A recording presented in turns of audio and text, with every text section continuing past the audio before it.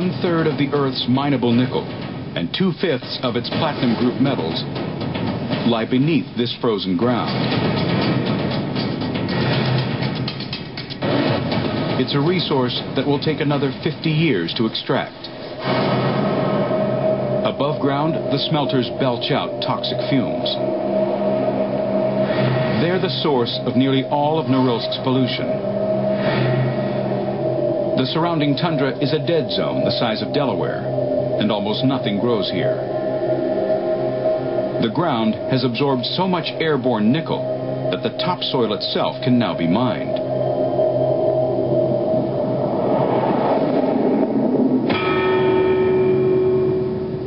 But there's more than just pollution and raw metal ore buried under this Siberian wasteland. Norilsk has a grisly past. It began as a penal colony in the 1930s. Just feet from these factories are the remains of thousands of Gulag prisoners. This is their memorial.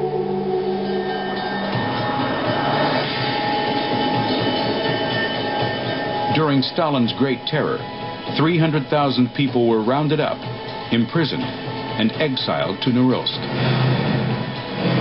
Through pitch-black polar winters and sub-zero temperatures, they dug the mines by hand. The nickel and copper built the weapons to defeat Hitler's Nazi army. It's said that during the brief spring, when the ice thaws, human bones emerge from the ground.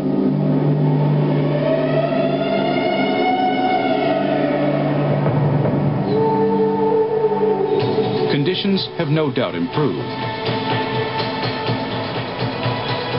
but it's still no picnic.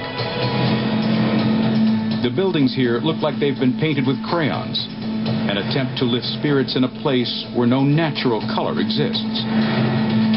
Food has to be flown in daily because nothing grows here.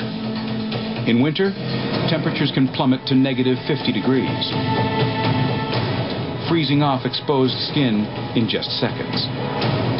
So workers use these protected tunnels to get in and out of the copper and nickel smelting plants.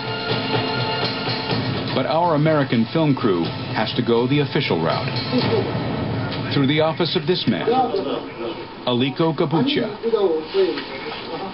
He's the plant's deputy director and a 32-year veteran of Norilsk Nickel. Everything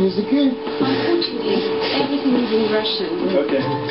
This is the translator, Yelena. Это герои соцтруда. Ну, наверное, они понятия герои не знают. Значит, ну, это самые такие. The people on the first line. Veterans. Veterans. Okay. Yes. Labor veterans. Yes. We celebrate. It's a crash course in Russian public relations. Руководству за то, что она не уделяет внимания, работают рабочие, которым комфортно работается. Gabucha agrees to give us access to the copper smelter. Exactly. Okay. Thank you very much. До свидания. До свидания.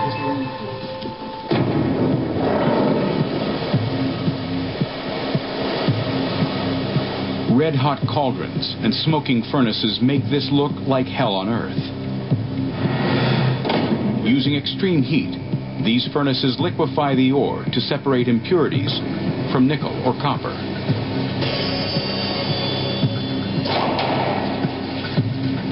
This man, Vladimir, is one of the smelter's top engineers.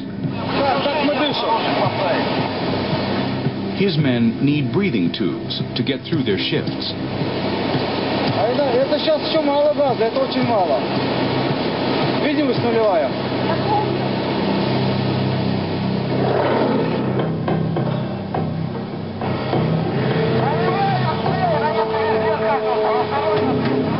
Our crew and even our translator, Yelena, have to share this one air filter to breathe.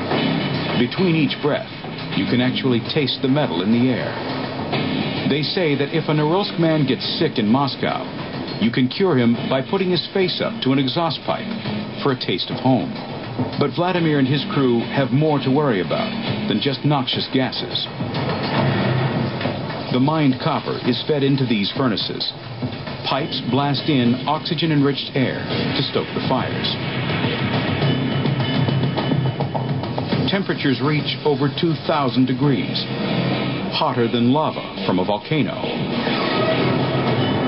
Workers spend their shifts just feet from these roaring furnaces and suspended cauldrons.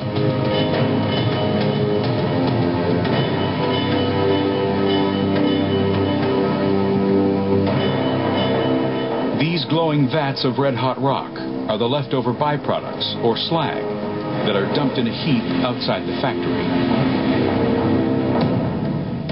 This next step is a decidedly low-tech method called poling.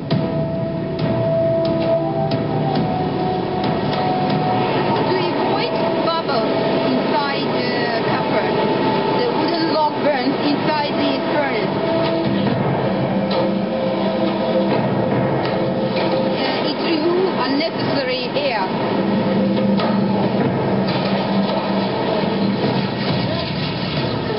Ramming a tree trunk into this molten copper creates a chemical reaction. It releases oxides and strengthens the copper.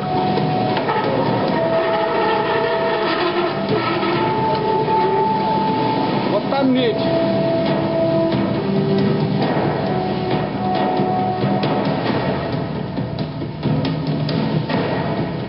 The copper is now ready for casting in the casting wheel. Вот посмотришь, что такое металлургия. Туда пройди, вот туда пойдем, прохожу. Вот отсюда можно снимать, смотри.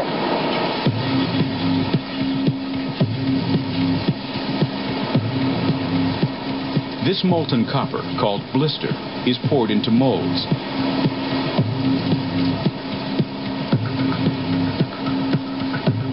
One stray splash will give this worker instant third-degree burns. Nevertheless, his job demands he stand in the middle of these roaring flames. He's like an ant stuck on a stovetop.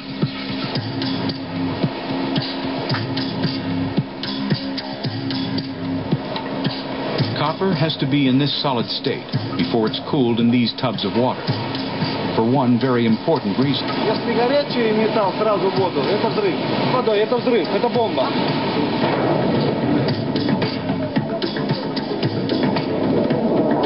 The copper and nickel from Norilsk smelters are now 99% pure. These and Norilsk's platinum group metals could end up as change in your pocket, your computer's circuit board, or your car's catalytic converter.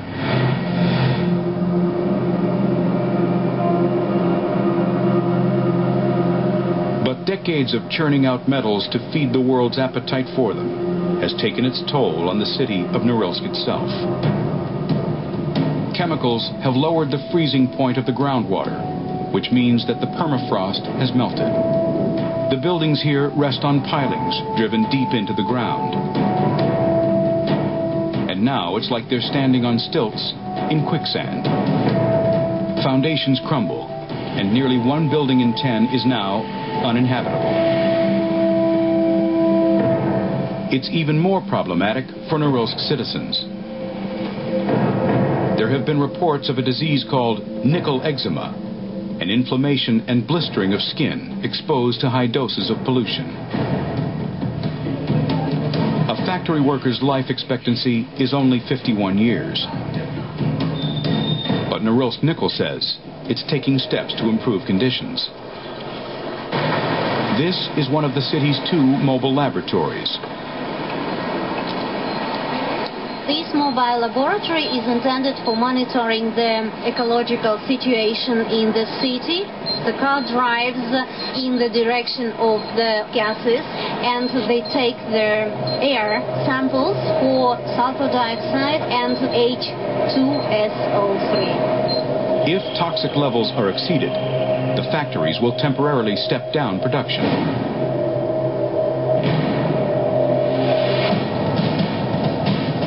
Now, if you think working in Norilsk is tough, getting its metals out from Siberia to the rest of the world is even tougher.